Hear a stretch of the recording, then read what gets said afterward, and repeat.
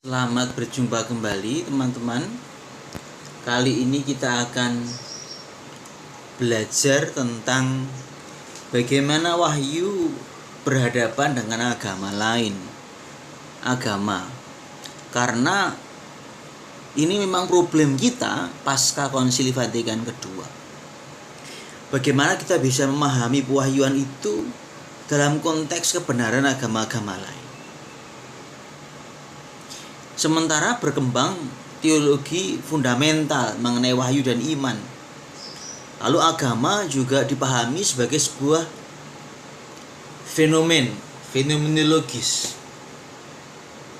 Agama dipandang sebagai jalan wahyu sampai pada manusia. Agama menjadi jalan manusia memberi bentuk pada iman. Kita ingin bertanya, bagaimana ini semua? Nah, teologi tentang agama berdiri atas sebuah tradisi keagamaan. Jadi, kalau saya berteologi agama, itu mau tidak mau, suka tidak suka, pasti berpijak pada sebuah tradisi religius tertentu. Saya tidak mungkin berteologi agama dengan berpijak pada tradisi religius yang tidak saya kenal. Jadi teologi agama berdiri atas sebuah tradisi.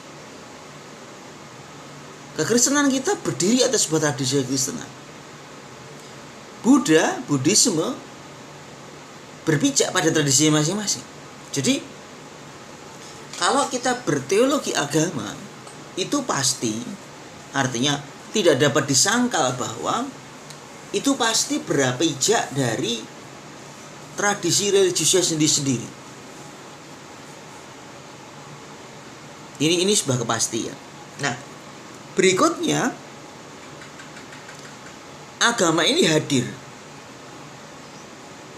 mengantarai Allah dan manusia yang berhadapan-hadapan, yang berjuang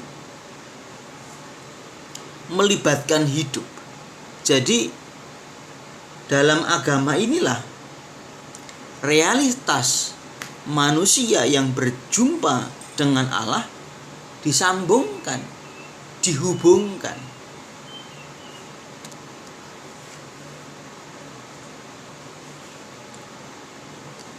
Nah, sekarang kita mau melihat bagaimana teologi agama-agama berkembang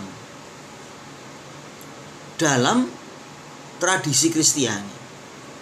Dalam hal ini ada dua pertanyaan penting yang perlu kita lihat, perlu kita kembangkan, kita diskusikan.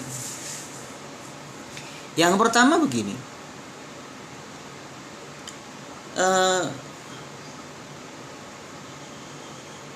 mungkin tidak ya orang itu beriman Kristen tetapi dia tidak beragama? Teman-teman harus bisa membedakan ya antara yang namanya iman sendiri dengan agama sebagai sebuah institusi, religio itu sendiri. Faith itu iman, religion itu agama. Apakah orang bisa tetap Kristiani meski tidak beragama? Katolik, Kristiani.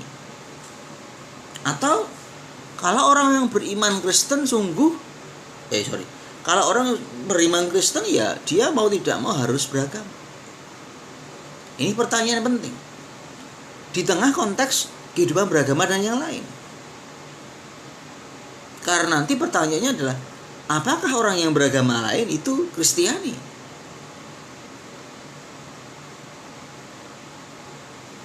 Toh mereka tidak pernah dibaptis, tidak beragama Kristiani. Nah, pertanyaan yang kedua adalah, benarkah agama saya, agama Kristen ini, di tengah beraneka wujud agama yang ada, bagaimana saya bisa meyakinkan bahwa ini agama saya, ini yang paling benar bagi saya?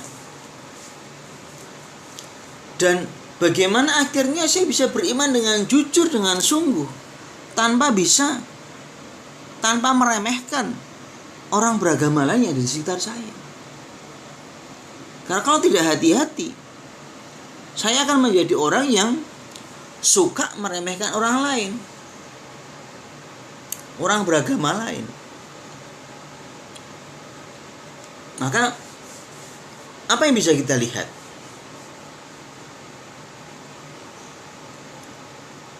Kalau kita menjawab Edik Milan, menjawab permasalahan itu, kita bisa melihat sejarah sejak Edik Milan bahwa gereja Kristen itu berubah.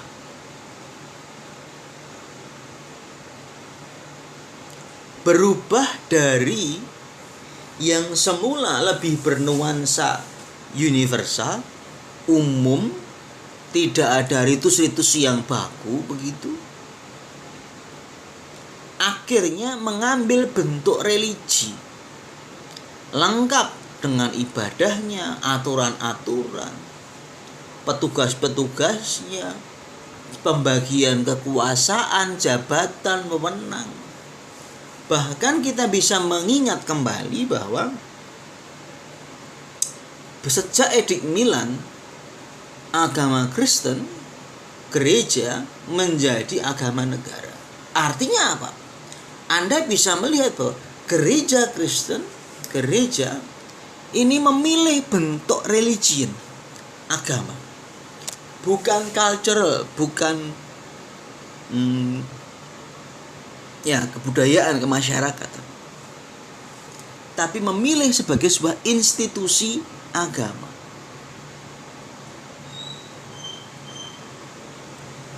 Ini perlu kita ingat.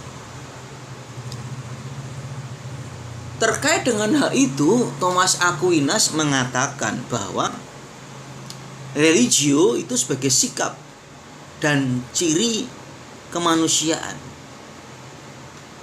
yakni keterarahan manusia pada Allah. Maka kalau orang beragama, berarti orang mengarahkan diri pada Allah dengan harapan semoga sehingga semua manusia berbakti pada Allah, beribadah, dan dengan begitu dia mengalami yang namanya keselamatan.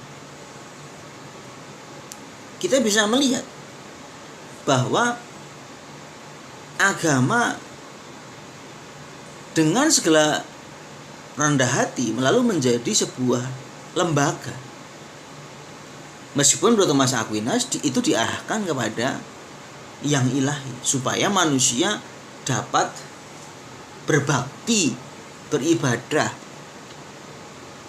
dan mendapatkan keselamatan. Jadi menurut Thomas Aquinas ya, agama ini lembaga di mana orang diarahkan supaya bisa dekat pada Allah, sehingga akhirnya dengan begitu mendapatkan keselamatan. Maka agama menjadi sarana untuk mendapatkan keselamatan.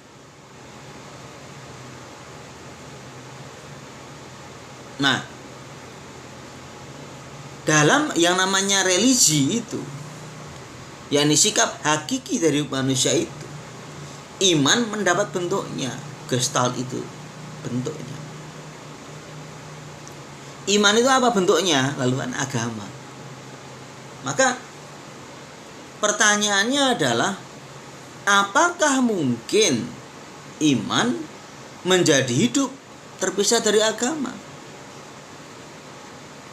Mungkin atau tidak? Atau memang ya orang harus beragama supaya dia beriman. Supaya dia sungguh menjadi orang beriman. Atau bisakah orang beriman tanpa beragama? Ini pertanyaan yang diajukan, yang penting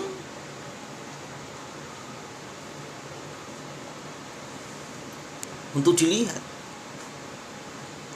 Nah, problem terjadi ketika Konsili Vatikan kedua, karena gereja Katolik berjumpa dengan agama atau keyakinan lain. Gereja yang semula hanya di Eropa saja, kini hadir di Asia, di Afrika, gereja menjadi minoritas. Nah, apa yang dikatakan oleh Konsili Vatikan kedua terkait dengan relasi antara gereja Katolik dengan agama-agama lain? Gereja Katolik mengakui bahwa ada kesamaan dasar antara semua agama. Dari agama-agama kita berharap adanya jawaban atas soal dan pertanyaan yang belum dijawab tentang hidup manusia. Jadi apa itu ya? Ya kematian. Ini pertanyaan yang sangat mendasar. Ingin dijawab. Jadi kalau orang beragama, dia ingin menjawab permasalahan dasar hidup. Buat apa dia hidup? Kenapa harus mati? Setelah mati kemana? Ini. Nah, ini pandangan Nostra Aetate 1. Yang kedua, Konsili Vatikan kedua juga memahami bahwa setiap agama dapat memberikan bentuk asli pada relasi Allah manusia. Jadi, bagaimana agama itu membantu menjadi bentuk dari relasi Allah dan manusia. Lalu, bagaimana agama sebagai bentuk relasi tadi berjumpa dengan agama-agama yang lain yang juga adalah bentuk relasi dengan Allah. Maka Konsili Vatikan kedua lebih menekankan, memilih sikap, langkah, yaitu inklusif. Eksklusifis bukan eksklusif, dan juga bukan pluralis. Kalau eksklusif ya di agama lain tidak ada keselamatan. Extra ecclesiam nulla salus. Itu sebelum Konsili Vatikan kedua. Kalau inklusif, di tempat-tempat lain ada keselamatan. Di agama-agama ada kebenaran-kebenaran iman. Tetapi puncak kepenuhan ada pada diri Kristus. Itu inklusif.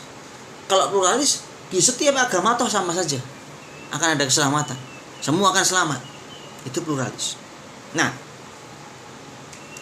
maka debat yang terjadi pada Konsili Vatikan kedua adalah pasca Konsili Vatikan kedua adalah janganlah sampai eksklusivisme keselamatan yang tempo dulu tadi, extra ecclesia nulla salus, diganti dengan inklusivisme Kristiani, di mana di semua agama kita menemukan Kristus.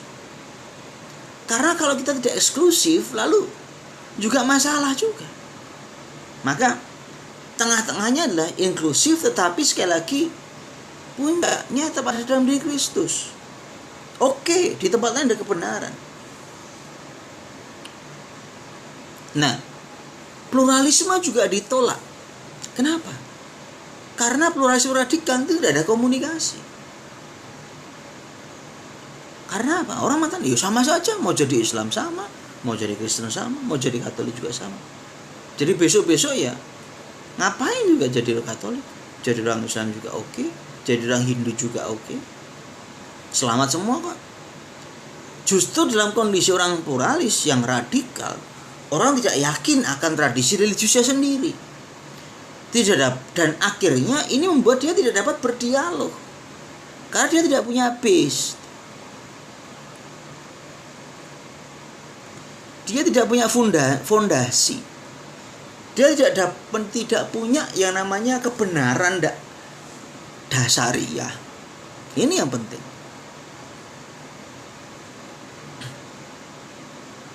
Jadi pluralisme radikal tidak memampukan orang bisa berdialog. Karena dalam pluralisme yang radikal, orang ya nggak punya dasar, nggak punya fondasi. Siapa dia aja dia bingung. Katolik atau Kristen? Kristen atau Islam? Kristen atau Buddha? Nggak jelas. Nah, ini masalah.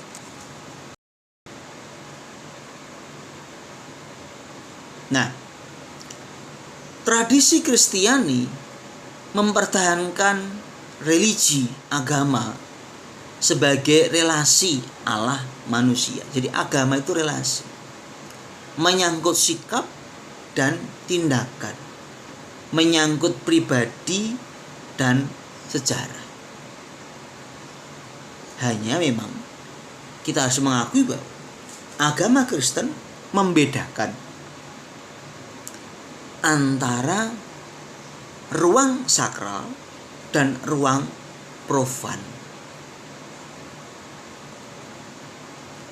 Jadi dalam gereja Katolik memang agama, religi itu relasi, ya, relasi Allah dan manusia, ya. Tetapi religi itu dalam gereja Katolik itu juga berbentuk institusi, kan begitu ya, institusional begitu.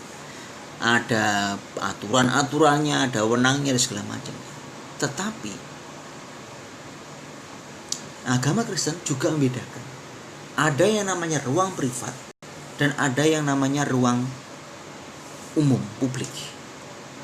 Ada ruang sakral, ada ruang profan. Ruang profan itu berlaku umum untuk semua. Sementara ruang sakral berlaku untuk pribadi, personally. Maka agama itu tempatnya di mana? Agama itu menjadi ruang personal. Agama menjadi urusan pribadi dan tidak terlalu mengganggu hidup bersama. Jadi ini untungnya. Jadi kita berada pada posisi, ya, oke, agama itu relasi Allah dan manusia, dan agama Kristen ini institusional, kan begitu ya, hadir dalam sebuah bentuk institusi. Tetapi beragama sendiri itu ruang sakral, bukan ruang profan yang bisa diumbar di mana-mana. Justru karena ruang sakral inilah, maka agama menjadi urusan personal antara aku dengan Allah. Bukan antara kita dengan Allah, tapi aku dengan Allah. Ingat ya, kalau kita ngomong iman, iman siapa? Imanku. Loh, bukan iman kita semua toh? Ya bukan. Kan yang beriman aku secara pribadi kepada Allah. Kamu ya beriman sendiri kepada Allah. Tapi kita bersama-sama punya religi, institusi, gereja. Maka ada iman gereja. Tapi diri setiap orang harus muncul yang namanya iman personal. Jadi beragama itu ya institusional, tetapi bersifat personal. Maka menjadi jelas bagi kita bahwa ketika gereja berjumpa dengan agama-agama yang lain, maka kita diajak untuk berdialog, kita diajak untuk berjumpa, dan kita tidak memiliki masalah. Karena agama sekali lagi adalah ruang personal, ruang sakral. Maka agama yang baik ya dapat menjadi pembela kepentingan kalau tahu bagaimana berdialog dengan yang lain. Kalau agama tidak mampu berdialog dengan orang lain, tidak tahu etik tentang dialog dengan orang yang beragama lain, ini menjadi tidak masuk akal, menjadi nonsens. Kenapa?